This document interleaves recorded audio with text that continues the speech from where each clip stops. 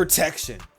A topic of contention in Honkai Star Rail and what truly drives the plot of our story. Because when there is no protection, there is fear, and with fear comes paranoia, and with that paranoia rises aggression and destruction. This is the simple chain of events that drove Lygus into madness. Because as the memory fragment of Xandar 1 Kuwabara, Lygus arose from his negative trait of paranoia, which is reflected in his tactics, using his Katorzane algebraic expressions to mask his movements and isolate himself from all distractions, deluding himself into thinking that loneliness is a friend that helps him think. However, looking back on the source of what spawned this entire Amphoreus story, we realize that it was, in fact, protection. Protection from the near-omniscient man-made robotic god that can no longer be controlled. And I think that this extreme desire for protection is what will serve as the final boss of this game. Because there is an entire path dedicated to protection with an objectively evil faction following it.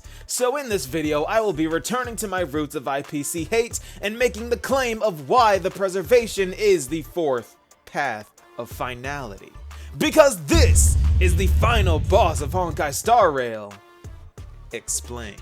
Okay. So as we know, Amphoreus has ended for now, and since the story is over, I have come to realize something. Every single story has shared the same underlying aspect, and none of us have recognized it. And that is exactly this desire for protection. So let's take things all the way back to Belobog. You see, Alyssa Rand, the first Supreme Guardian, saw her world under assault from the Antimatter Legion. With the architects gone and with them the support of the IPC, she had no choice but to cry for help to anything that would listen, which resulted in the Stellaron granting her wish and starting the Eternal Freeze, because the Stellaron tethered itself to the preservation. And in this way, this desire for protection drove the entire plot of Eurilo 6. And in similar fashion, Sunday attempted to forge an eternal dream for Penacony in an attempt to protect the weak, which would serve its purpose, but it would rob everyone of their freedom. So once again, the pattern repeats. And another example, we know well that Lygus thought himself to be doing a good deed by destroying Noose and protecting everyone from the Cave of Erudition. But in the attempt of doing this and causing a null singularity that would return the possibilities that Xandar cherished to humanity, he nearly destroyed the entire universe itself. Yet again, this extreme dedication to protecting things backfires majorly. But this theme isn't just in overarching stories. It's also repeated on smaller scale events, such as Dan Heng plunging himself into oblivion for 1,000 years to protect the Trailblazer, or Dan Feng attempting to protect the Vidyadhara and bring Bai Heng back to life, resulting in the sedition of Imbiber Lunae. And even though Dan Heng succeeded where Dan Feng failed, this will to protect still drove both characters into taking uncharacteristically extreme measures. So if protection is such a catalyst for bad decisions and a reoccurring theme of conflict, wouldn't it suck if this was a path?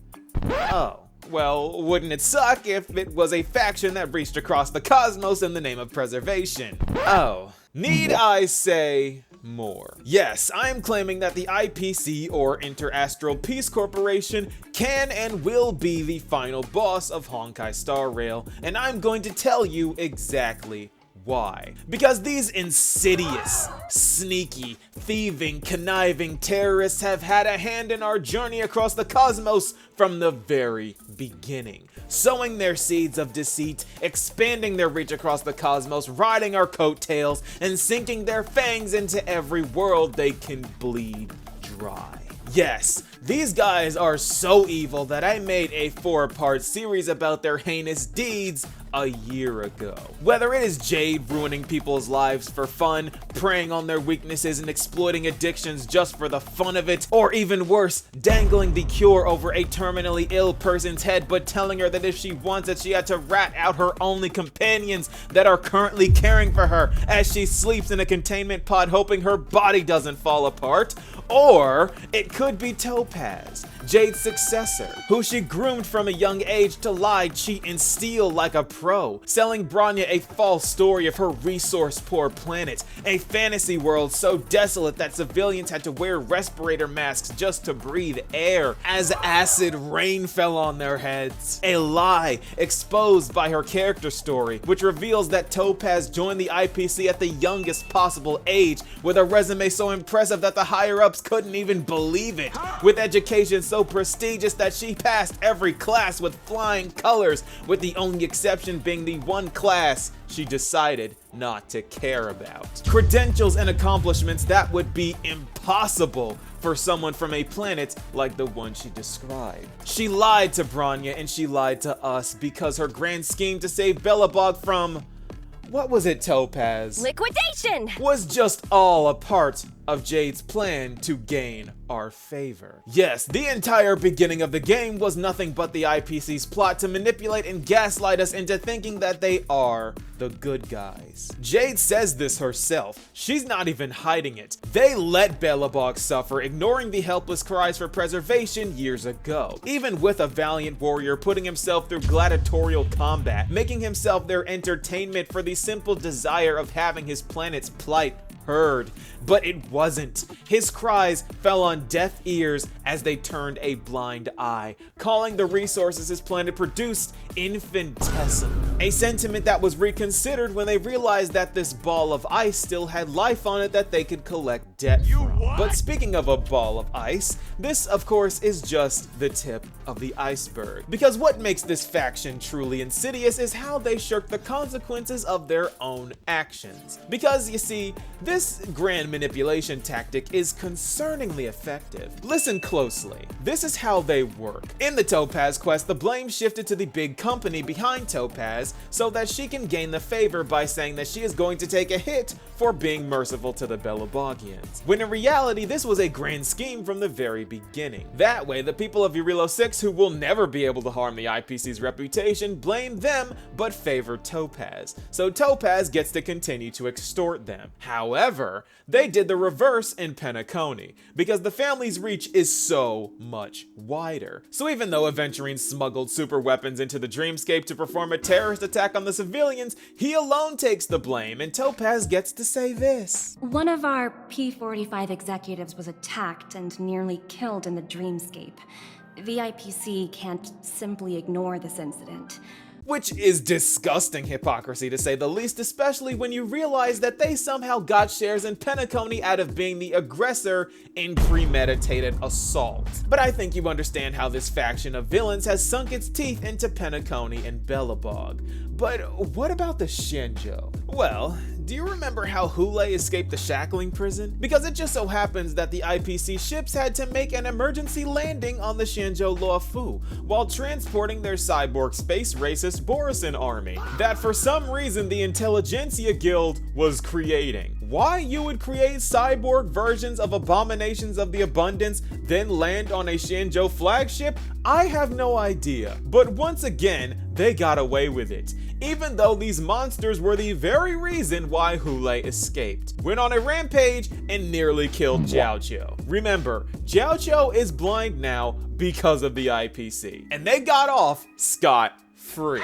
Because Jingyuan for some reason didn't see this as intentional, but I beg to differ. Scott knew exactly what was inside of those ships and tried his hardest to stall until Ling Sha showed up and, you know, he had to let her in. He knew full well what he was doing and that what they were transporting is an affront to the Shinjo Alliance. So yes, the Shinjo has been ravaged by the IPC's tyranny, which brings us to Amphoreus. And oh boy, this is just classic vintage legacy IPC right here, because there are layers to what's going on here. Let me explain. Irontomb was a universal threat, meaning that an actualized Irontomb wipes out the cosmos.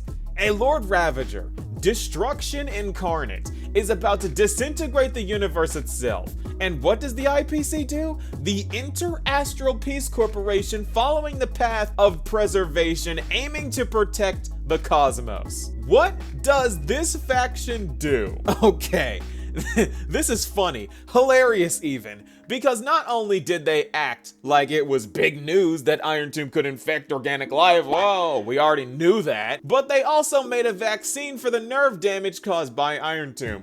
But that is the most asinine thing, because they had plans to sell this vaccine, profiting off of a cosmic catastrophe, but they had no plan to help directly in fighting irontomb.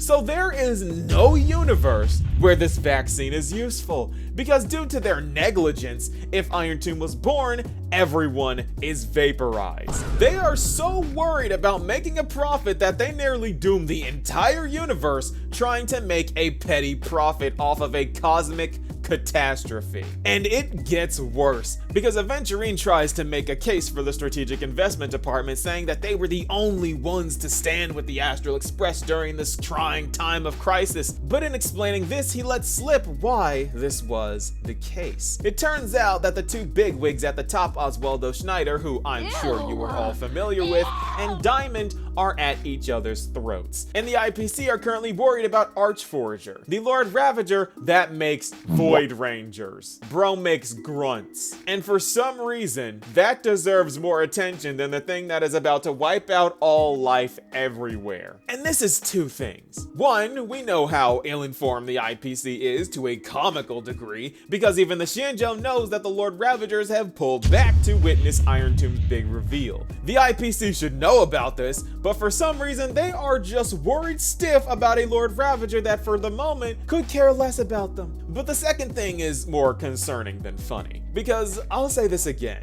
Oswaldo Schneider hates Diamond.